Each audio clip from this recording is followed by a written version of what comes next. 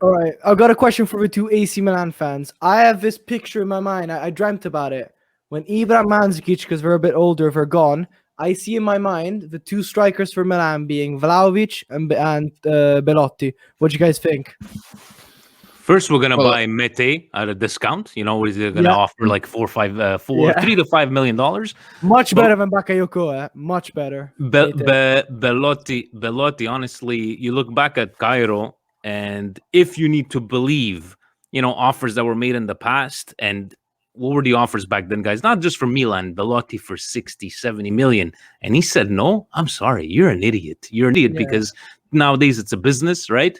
And if he does end up, forget Milan, guys. We'll take him because, guys, remember Ibra. Yes, we all love Ibra. Ibra is a band-aid solution. Don't forget that. Ibra is not going to be here for the next 5 years. If we do end up getting Belotti or any other team, they're going to get him, guys, on the dirt cheap, and that's on Torino, on nobody else's fault. That's my opinion. Yeah. Luca, what about you? Vlahovic and Belotti for the future? Oh, first of all, I like that you mentioned Mandzukic, even though he's done absolutely nothing for us. Yeah. I'd like to remind our viewers, Mandzukic He's made does play 4 for passes, Luca. 4 passes, okay? Get it right. 4. Thank you. Well, I mean, for the investment, it wasn't too much money, so I guess we're getting 4 passes, 1 million per pass. I think hopefully towards the end of the season, he's. I'm still happy with the transfer. Considering the situation, we didn't have a lot of money to spend. I'm fine with Mandzukic coming on. But Belotti, I'd love to have him, and I fully agree with Vinny. 60 million for Belotti. I don't think he was ever a 60 million player. Definitely 40 million in the current market, well, pre-COVID market. But yeah, if we can take him, I'd love that. Vlahovic, I don't know. I think it's a bit of a stretch to just say now. I think Belotti has some sort of link to Milan, a bit of possibility.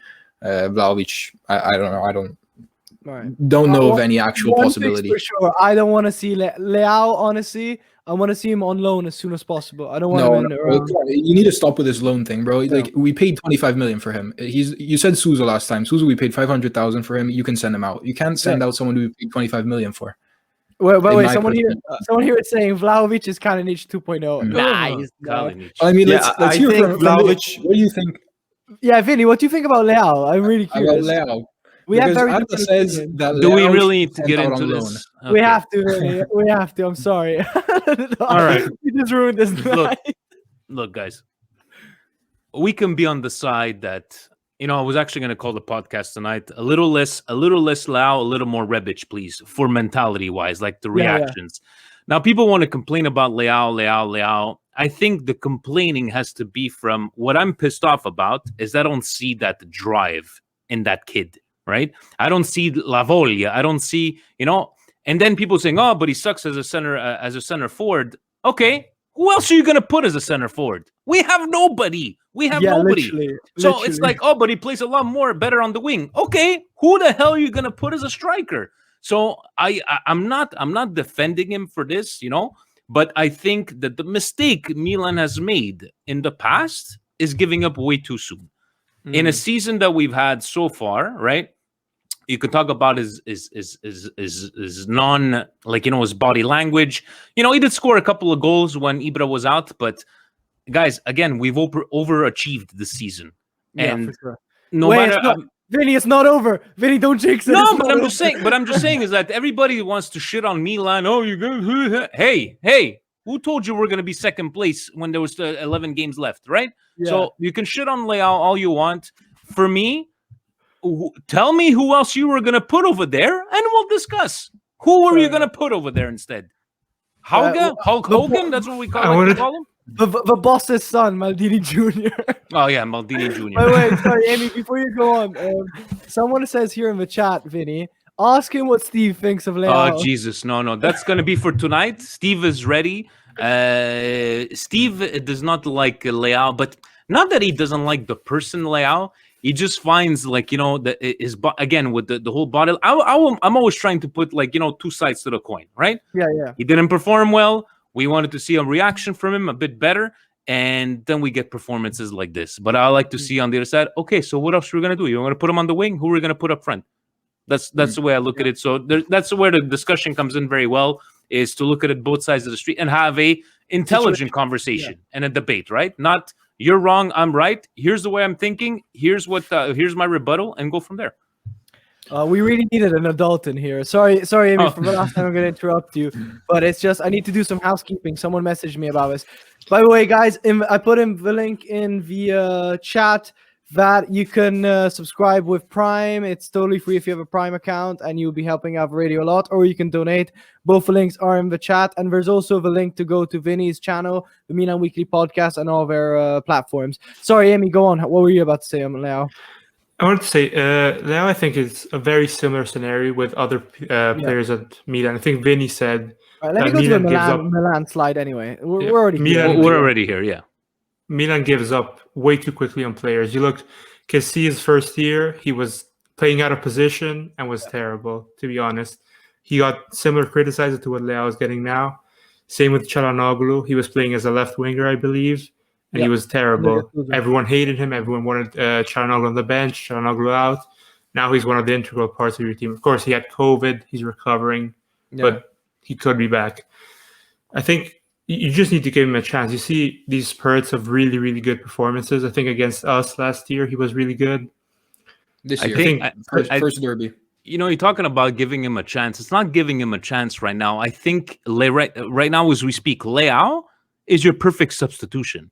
And in the last 4 to 5 months, he has not been able to take that responsibility as being a super sub or playing off the wing.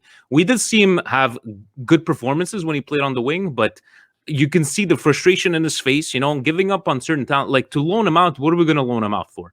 If somebody comes ringing at that kind of money, look at all the other ones that, you spoke about Kessie. You spoke about Çalhanoğlu. Çalhanoğlu, we still don't like him very, very much, but that's besides the point. It's just that somehow, like, off the wing, that's his preferred position, right? He's not Fabio Borini, the jack of all trades. Borini, we could have thrown him anywhere. He would have been able to play any position.